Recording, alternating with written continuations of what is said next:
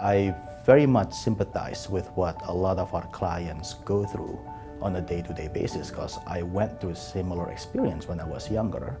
But to the person, every single person I've ever met has been affected by homelessness. When kids find their voice, they walk different. They carry themselves different.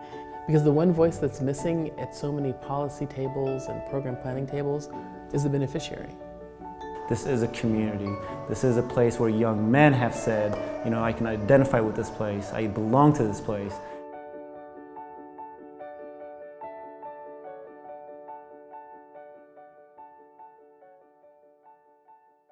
One, two, three. It's our responsibility and choice to express ourselves and lift our voice, together building unity, leaders in our community. This is how we tell our story. I know for myself, growing up in Denver, I wasn't into poetry because it didn't reflect my reality. I couldn't connect with it. I think our focus on Chicana, Chicano, Native, showing the kids that we serve a reflection of themselves through our poets and through what they have to say, and seeing somebody who looks like them be able to speak their mind, be confident, be successful, and really speak their truth. A really powerful experience. My name is Cruz. I'm co-founder and executive director of Café Cultura. We've been around since 2004. We believe in the power of story to connect youth to their culture and community. Poetry is not just in Europe or in the Middle East or Asia, wherever it is, right? We often reference storytelling in Native communities across the continent, and we highlight what poetry was like before the Spanish arrived in what is now Mexico. Back then it was called in Xochitl, and in Nahuatl that translates to flower and song. At the end of the day, we have the ability as a culture to really look at what our priorities are. I think homelessness is solvable, not necessarily for all people at every time, but I think we can do a lot more to make it that when someone finds themselves homeless, we can address that within a month or two, as opposed to waiting, 10 years. So I'm Isabel Mcdevitt, and I'm the executive director of Bridge House. Bridge House is a 501c3 organization, and under the Bridge House umbrella is the Ready to Work program. And under the Ready to Work program, we have two social enterprises, the Community Table Kitchen and our outdoor landscaping crew. Most people talk about how invisible they feel when they're homeless. Our model is unique in that we really believe in the power of the individual, and we give them the opportunity to go to work and get paid and really address those barriers to self-sufficiency. I think many of us understand that a job is often more than a paycheck. It's something to take pride in, and it's something of purpose. It's really about telling people that we believe in you. I think we, America, likes to have this image of ourselves as a welcoming nation. And that is partially true, but historically speaking, anytime we have refugees coming in, whether they are the Vietnamese refugee or the current wave of refugees, the polling has always been negative. Majority of people have always said we do not want them. It's the same rhetoric, but you just change the subject. Well, my name is Budisidharta. I am the Chief Executive Officer of Asian Pacific Development Center. I am an immigrant. I was born in Indonesia, came to America when I was about 12, 13 years old. Our clients trust us to be there when they have questions.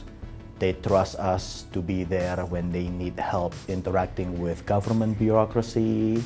And they trust us to be there when they need mental health treatment or English classes or citizenship. We have refugees and immigrants that comes in with nothing, no possession, no English ability to read or write, but then they come here, they start from the beginning, they become more and more fluent in English, they become citizen, they buy their first home, and I just see them basically living the American dream, and we help them achieve that. So one of my favorite quotes is, I think it was Nelson Henderson, "Happiness is a tree you plant under whose shade you never expect to sit." And so that for me nails it. A lot of the outcomes we're doing now, I may never see. That doesn't matter. But folks are waiting for us to get it right. My name is Deidre Johnson. I'm the CEO and Executive Director of the Center for African American Health.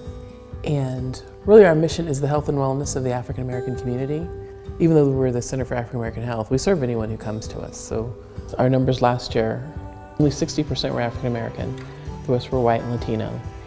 I think all humans probably struggle with different types of disease and different health challenges.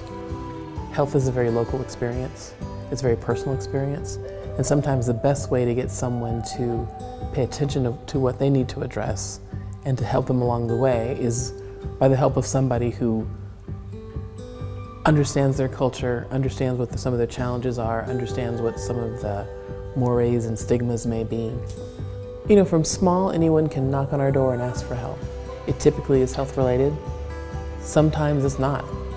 That social connection and that coming together and laughter and just kind of celebrating the importance of health, not only from a physical perspective, but kind of just the old mind, body, soul perspective.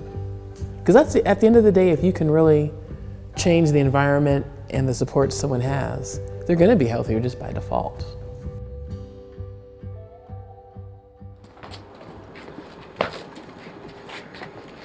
For a majority of our participants, we understand and we know that the pathways of education to college and or career is not working out. As they voluntarily participate, whether they know it or not, they're coming in looking for something. And what we do provide in our space and time is the brotherhood and the personal growth. So our brotherhood is an important piece of the backbone of this organization that allows us to get to the next level of personal growth. We are located in a high crime, high violence neighborhood. And so we're not only providing a safe place, but we're providing a space where we can understand their challenges and their obstacles and where we fit in, and when they ask us, we're able to assist and or refer to different organizations. Our participants, who are 14 to 25-year-olds, show up when they want to and leave when they want to. Street Fraternity first opened its doors on April 1st of 2013. We have seen well over 350 young men that have participated, and on a daily basis we see an average of 30 to 50 young men. Success at Street Fraternity could very simply be spending that time playing ping pong together, sharing a meal together and having discussions.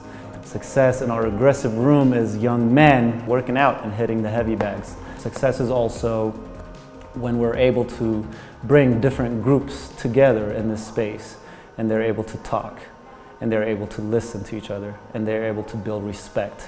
And when they build that respect, they're building that respect here in this basement, but they're also taking it outside. My name is Yoal, Kidane, Ghebremeskel, and I'm the Executive Director of Street Fraternity.